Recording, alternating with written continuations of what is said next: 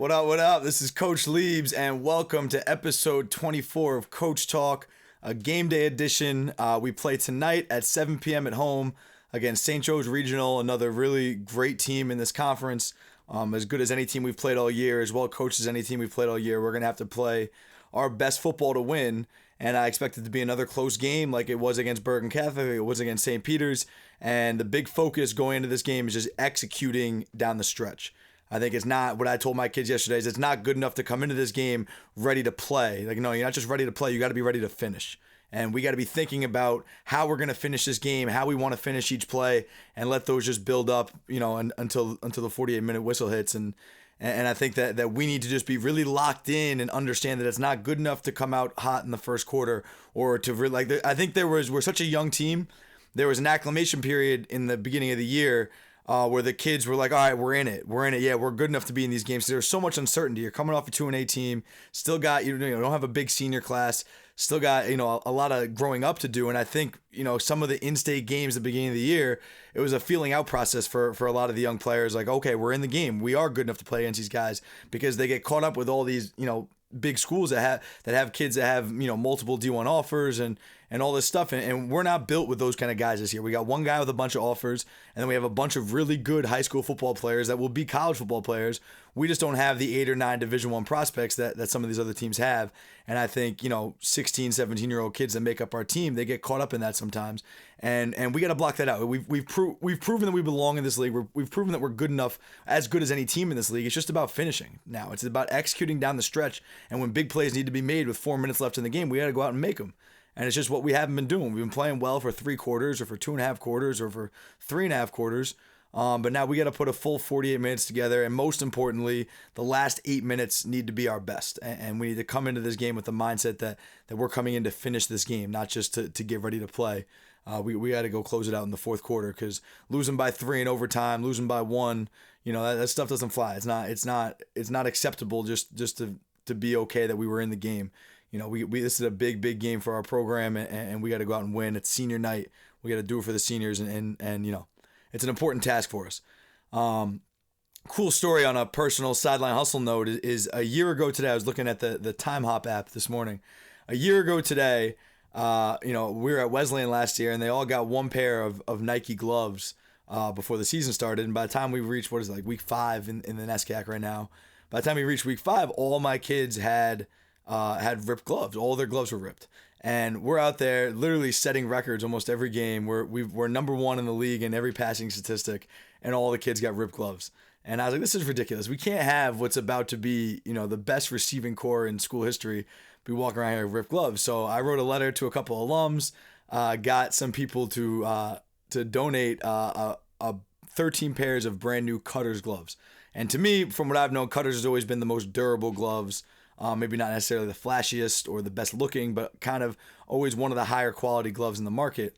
So that was 1 year ago today where we took a picture and sent it to the alums that helped us out and held us down with those gloves. So that popped up. And then this morning, I had a call with some marketing people at Cutters about creating content for them and basically them hiring me as a content creator, giving them some exclusive teach tapes they could use to sell gloves and paying me some money for that. And it's just crazy. It's just a cool full circle kind of moment. I saw that as soon as I woke up, and then 2 hours later, the woman who called me like 5 hours early. So I was driving in my car trying to run some errands. All of a sudden, I got a call from a California number, and I figured it might be her. And I was just ready to go.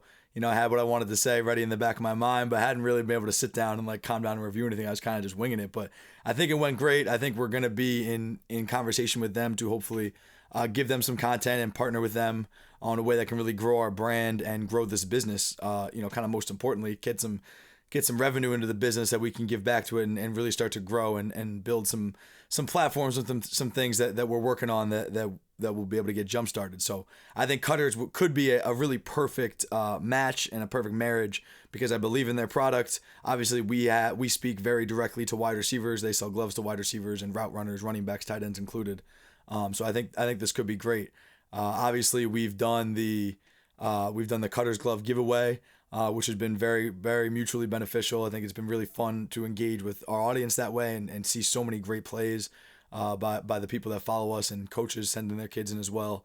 And trying to take that now to the next level and use our content and our influence in this space to help grow the Cutters brand if that's something they think they'd be interested in. But a cool full circle day where, a year ago we were begging for some Cutters gloves to get our receivers through the season, and now we're talking about working with them. So, good day that way. Being game day, I kind of just thought of some of the game day buffoonery, as we call it in the business, at least the guys I've been around. And there's just always crazy stuff that happens behind the scenes on game day. And it was one of the most shocking realizations to me when I got to Rutgers, because you're at Rutgers, you're in the Big Ten, you assume like this is gonna function like a high-level, high-powered corporation. Everything's flawless, everything's taken care of, but it's not that way at all. It's not like that. It's not that way anywhere in football. Game day is controlled chaos, and there's buffoonery everywhere, and mistakes and ridiculousness, and everyone's scrambling. And on the outside, it looks like it's polished, and you're running plays that you've practiced. You look good in your new uniforms. You got everyone looking the part, but it really is controlled chaos and buffoonery behind the scenes. Like every day from the inside, you're sitting there in the coach's locker room getting ready for the game, and you got young coaches coming in saying the headsets won't work. We're down 3 headsets. Our DB's coach doesn't have one. I don't know what we're gonna do. We're gonna have to use our cell phones to communicate during the game, or the lift's not working, so we don't have an end zone shot. These are some of the high school problems. We have huddle sideline, which is like film on the sideline. You can watch. We come off the field after an offensive drive. We have the film available to watch right there. But sometimes that's down, and there's just all this like chaos behind the scenes that the players don't ever feel. But as coaches, you're always trying to do all these little things to kind of pick up the pieces. It's whether the call sheet has a mistake, no matter how many times everybody puts their eyes over the call sheet. And this was my job at Rutgers, where I would get completely obliterated if there was a mistake on the call sheet. No matter how many times you look over, there's always going to be one number off or one call off or something, some little mistake on the call sheet. And sometimes it's a big mistake where if we called the play with it written that way, then it's going to really mess up the play. And sometimes it's something minor. But just all these kind of things, you're just trying to put out fires all day just to get to the game where you can snap the ball and get to playing football.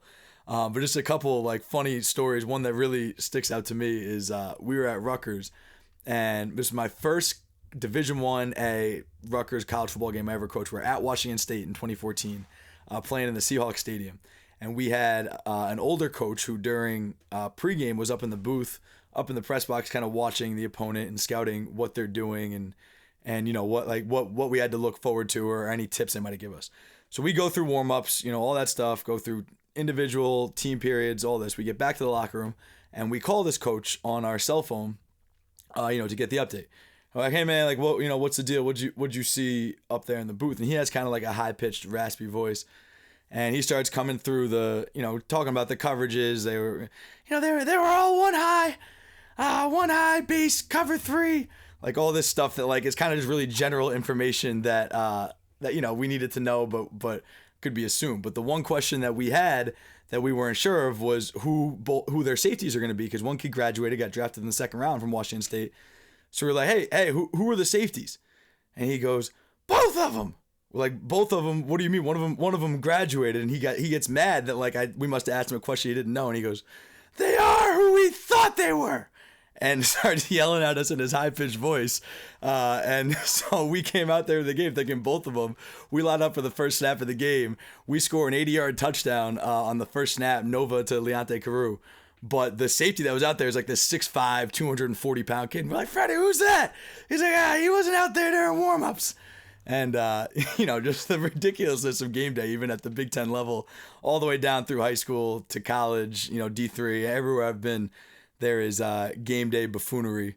We had a kid the other day, one of our backup, special teams guys forgot his cleats. And so our 5th-string quarterback wore sneakers the whole game on the sideline because he gave him his cleats. And there's just stuff behind the scenes that happens all the time. I want to put together better information on that, but there's just, a couple stories for you. That's all I got. Game day, big game for Don Bosco Prep. We really gotta bring it tonight and have a great day. Have an awesome weekend. I'll see you guys next week. Peace.